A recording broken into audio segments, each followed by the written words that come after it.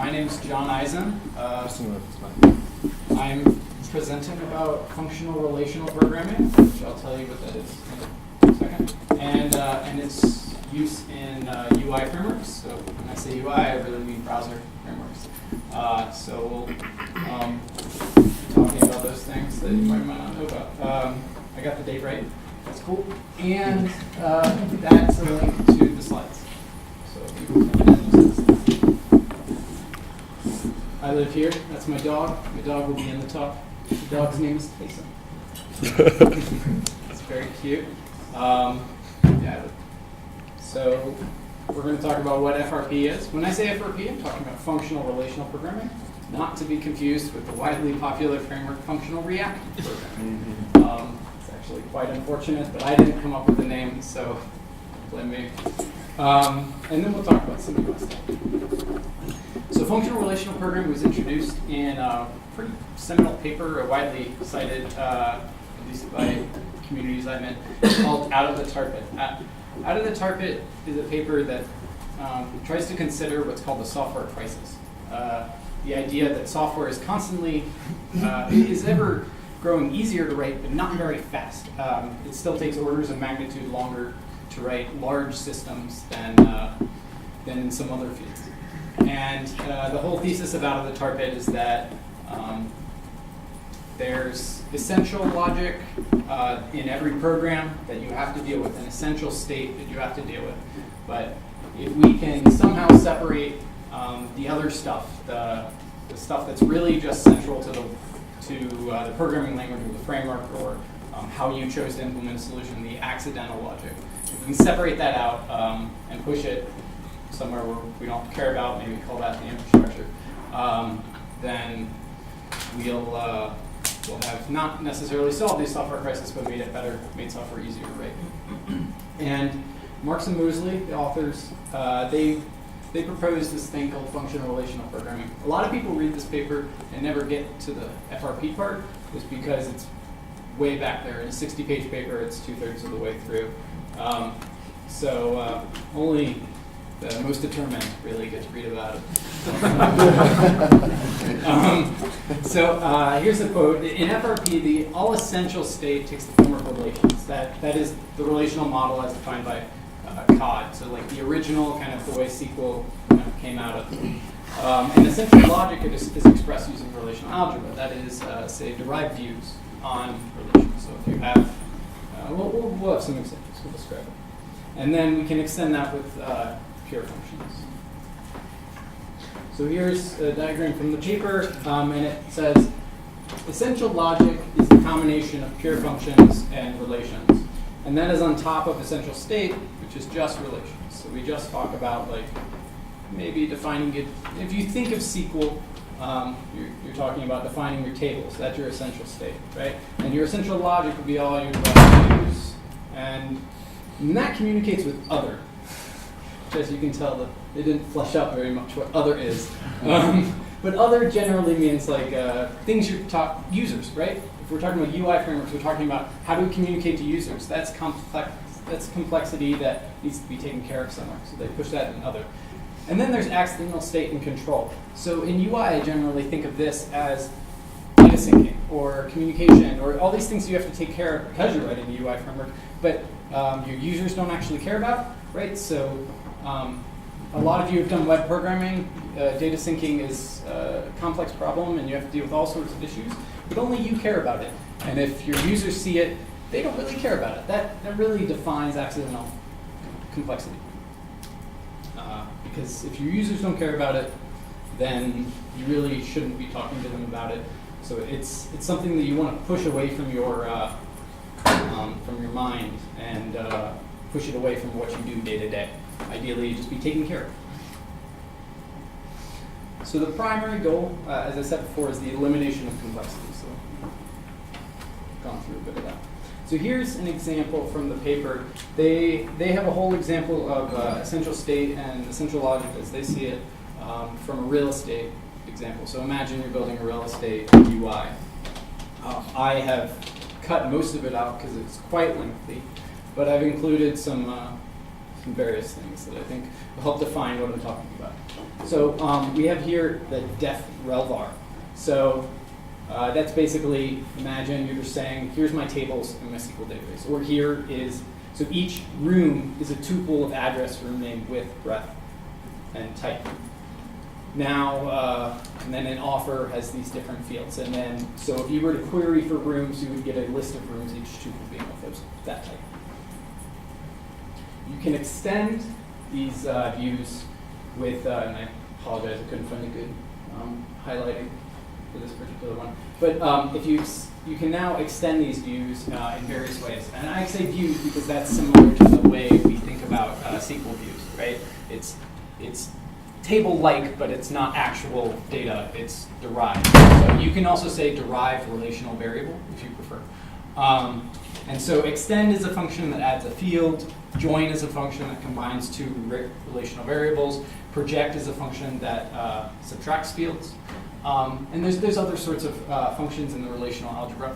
And the cool thing about this is it's very composable. Like every single function returns a relation, and that can be composed with other relations. And you can query any one of them. Just like in SQL, if you wrap parentheses around any select statement, you can select from it. That's kind of what we're doing here, but in a more functional way. And then you can so FRP also includes the ability to set constraints. And this gets a bit more into the accidental complexity part of the question, right? If you're building a real estate application, your users care about what rooms are in the houses, but they don't really care what how I query for the room, right? And that's what candidate key means. Like that's your primary key, right? Or foreign key. They don't really care how you join rooms and properties. Like that's so being able to declaratively state these accidental complexities, that's really, really cool because it allows you to say, here's what I need done. Now, infrastructure, go take care of it, right? The authors keep referring to infrastructure as basically the thing that runs your program. And then you can also specify these more complex constraints. Like this one says you can never have a property with no rooms. And this is just sanity checking. But it would be really nice if we had a whole system that could, on change of data, enforce these constraints declaratively. People have done a lot of work in this space very specifically, but this kind of combines it with a bunch of stuff saying that these constraints are part of the accidental complexity, or maybe the essential complexity of your application. And then there's some more stuff they talk about. They talk about declaring for the store. This basically means like saying, oh, the room and the floor, they should be denormalized when you store them. This kind of stuff probably doesn't apply very much in UI development. But their intent here is to say that your users don't care that room and floor are stored together or stored apart, but if you need to do it for performance purposes, you should just be able to specify it declaratively. And last but not least, feeders and observers. Feeders would be things that modify state, insert, update, delete in a SQL sense.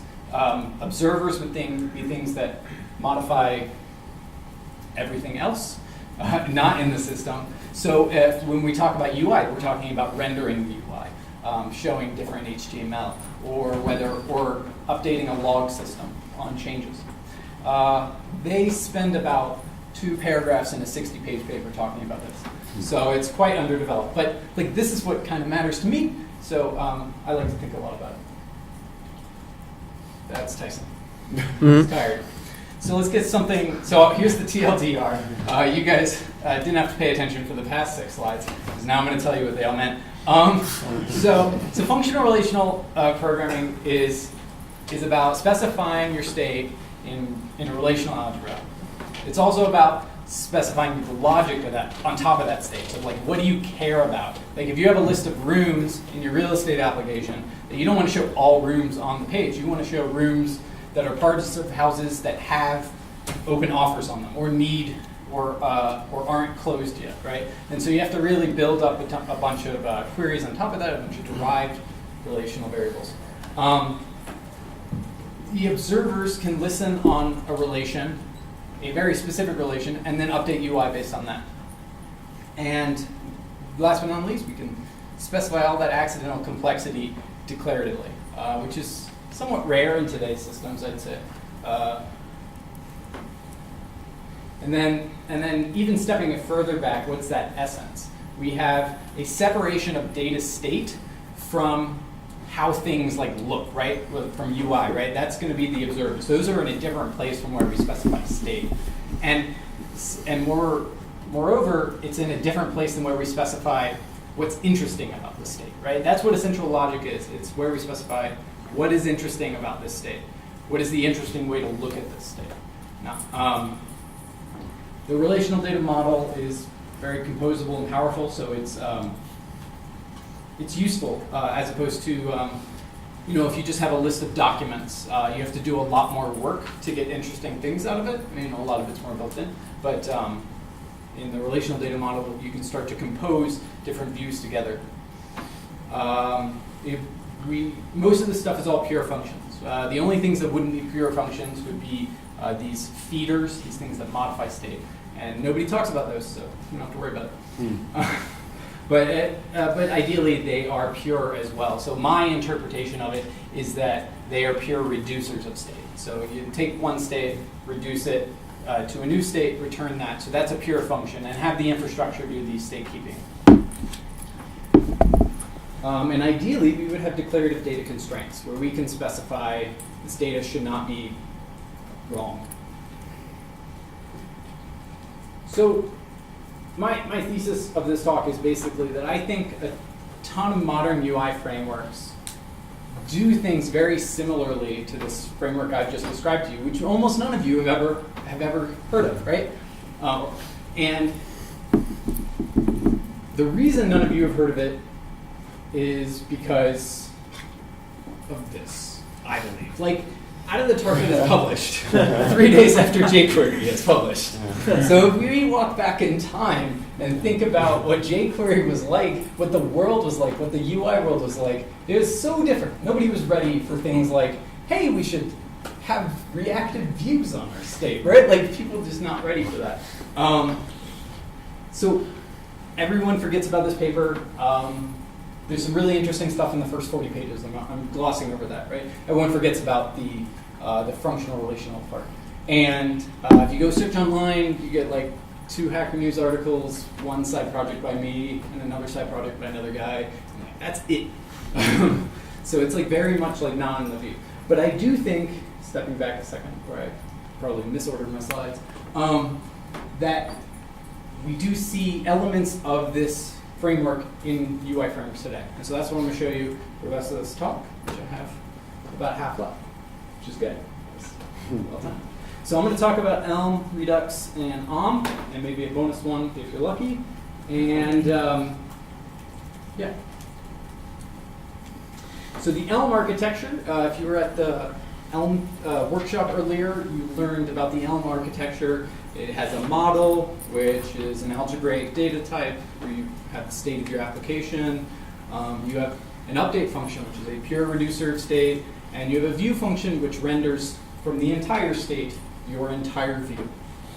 And the underlying infrastructure, the framework of Elm, will take care of calling your update function and keeping your underlying state in a cache. And it will re-render your view. And using the magic of virtual DOM, it will be efficient when it re-renders your entire view.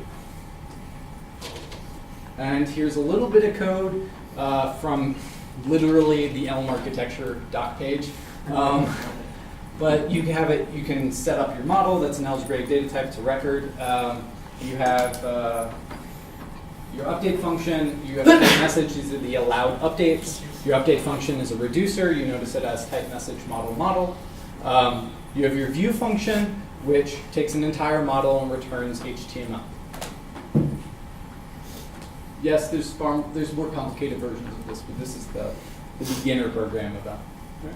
But it shows how the architecture is set up. So I think that it's really similar to FRP in some ways. I think it has definitely the separation of data in UI. So the view is separate from the update and the model, right? And that's kind of the way observers, right? You can think of the view as an observer in this pattern. And it has these feeders. That's the update function. It's this pure reducer. Every time an event fires in your HTML, like you clicked on something, the underlying framework will just feed that to your update function. So you have this nice separation, which I think is a core part of FRP. And but you don't get subscriptions, so you're not able to say, hey, I want to only change this one thing down here when this particular view of my data changes. You get called when all of your data changes. So, and it is made efficient by virtual DOM. So it doesn't exactly implement FRP, but at the same time, virtual DOM has made that maybe not matter as much. And the logic and the state are usually records and lists of the documents. It is not usually relational, so we're definitely not fully implementing FRP. And a lot of the logic is built into those observers, built into that view framework. So if you have a list of documents and you want to like filter it, you're going to write those filters inside your observer, inside your view function, and that's not necessarily coherent with FRP, which says you should really separate that out into a composable format like the relational model. Tyson's back. Cute. I literally put them in my talks just so I could really re-energize. So Redux is a JavaScript-based framework based on the Flux architecture, and it's also based on Elm. This is a diagram from the Flux architecture, and it has a similar pattern to what we just saw in Elm, where actions get fed back into something like if you can imagine the dispatcher in the store, kind of like that update function, where you combine them together and you have your view. Redux is pretty is not very verbose, especially when you look at like the Flux website and the examples are entirely too verbose. Redux is very nice. Like you can create this store, and by create store, you're saying, hey, underlying infrastructure, take care of this store for me, right?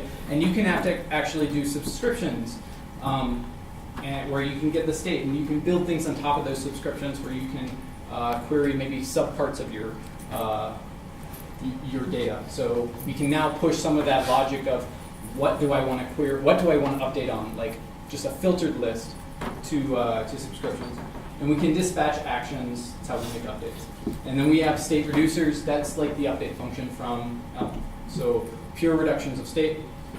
And React components render the output, so that, and they do it based on your view. And they can be, the properties of any component could be your entire view, or they could be subsets of your view, which only re-render when certain parts of your data change. So when we talk about how much it's like FRP, like Elm, we get that a bunch of those separations of like, okay, we got the view over here, we got the update, that's good, and we get to add in that we have subscriptions. Now, there's no filtering subscriptions like basic, but you can add it in on top, so you get that nice, but it's not composable. Like when we go back and we look at the way FRP says, hey, you know, if you want to filter and extend your list of properties that are available, you can do that in a very composable way, whereas your subscriptions here in Redux would not be as composable. So that's a drawback. And we get a bunch of essential logic pushed into action handlers, which is kind of nice, but they take the same place as Elm. So in the end, Redux and Elm are very similar, just different languages. So now we're going to talk about OM. OM's really cool.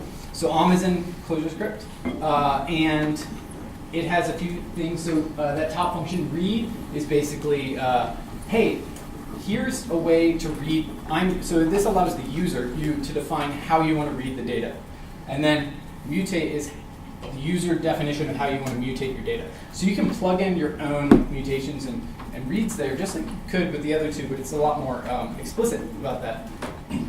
You can set up queries, like with def UI, that can be composable. They're not easily composable, but they are composable. So that's a step up that we already have. Is now we have these queries, which are basically subscriptions. If you look at the bottom one, we have like def UI, which is a React component that has a query, and that query is basically going to inject into the properties of that React component. And so now we have this ability to query a specific part of the data and inject that into one React component in a composable way. So that's the first time we've seen that. You'll also notice like on transact, on clicked, that's throwing off a data change, and it would be fired to the mutate function. One of the cool things about OM is that there's a tutorial on the wiki which shows how to include DataScript. And DataScript is a data log for the browser, and it's not the relational model, but it's kind of close. And here's a little bit of code about how we can create or plug in DataScript. But the cool thing here is we can start to say, okay, def method read.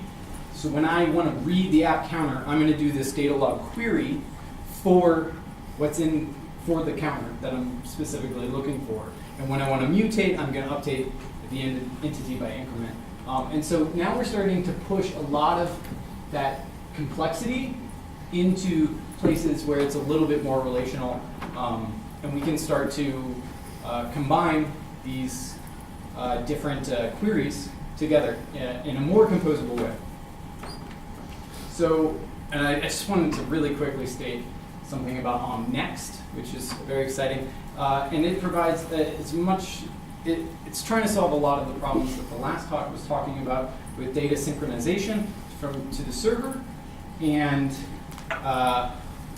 you should go look at it if you're interested. But I believe that's like one of the core accidental complexities, and this is really, and this is a field that really Meteor has tried to solve a lot with their work, as well as Next, and just trying to provide more declarative ways to specify data synchronization. I didn't include too much because the talk's kind of short. And so basically, the cool thing about compared to the other two is data log queries, right? So we get declarative data log queries for observers, and that's a way to push accidental complexity, like, hey, what data does this particular React element care about? We can push that into the React element in a composable way. Cool. All right, so I have a few minutes, so I'm going to talk about FireUp. This is a side project of mine that got me really interested in this topic. And so it implements COD's relational model in just straight up in memory. And so you'll notice def-rel-var, def-view. These are things that you've seen at the very beginning when we talked about the actual paper. So I implemented these functions, and you can, using the read and mutate functions in you can just include this particular data model as your query engine. And so you could say, hey, this UI of large rooms, we're going to query for all the large rooms, right? Well, what are large rooms? Well, large rooms are restricted. They're all the rooms that have greater than 500 square feet, which is really cool. So like now we get composable, defined essential logic, right? Like instead of defining what a large room is, what the list of large rooms are, instead of defining that in line or doing a filter in line with the UI, we now get to move that to another file and start to talk about it separately and have that nice separation and composability. So Fira can be plugged in with it also can be plugged in with Reframe, which is on top of Reagent. And you can get all those great properties of the feeder and observer separation, but now with actually having the original relational model right there. So it actually did work for the talk, right? Mm-hmm. And so just to recap, so FRP's published. It's interesting. Nobody does a lot with it. FRP is now kind of partially implemented in many of the UI frameworks. And the question is, like, what does that mean? Right? This is what you are asking in your head, and what I've been asking for a while. And I think it means that, like, some of the ideas were good. And even if we came to it in a circuitous route, we we have identified ways to build systems that are positive. That's why all these systems kind of look the same. We have this separation of data. We have separation of data from UI. We have, really, we're building towards better ways to compose our queries on top of our data. And I think that one of the reasons that UI frameworks don't exactly implement this stuff is because it's not necessarily the right answer. It's just simply a direction to move in and to experiment in. Perhaps that means it was a good idea. But the original question, the original reason Marks and Moseley developed FRP is to solve the software crisis. Probably not. I don't think that any one framework is really going to solve the software crisis. You said DataScript was almost like FRP, but not quite. Can you elaborate a little more? It's a composability question, right? So DataScript, you can take one query in DataScript and then query off of that, but the semantics of that involve like different quoting rules and with Clojure, and that can be it's usable, but it's not exactly like easy. So I would say. Home next to GraphQL queries like literally compose, and DataScript is not. I'm not saying it doesn't compose. I'm just saying there's certainly like there's not. They didn't build it to compose easily. That's what I'm saying. And if you had something that composed easier, you would have this easier way to build queries on your data up and up and up as they go. So like relational derived views are very useful as you build them out when you have a big SQL table. I think similarly, looking at your data is useful. But I guess that's really Marks and Moseley's reason for creating is because they believe that too. That's all I have. Thank you.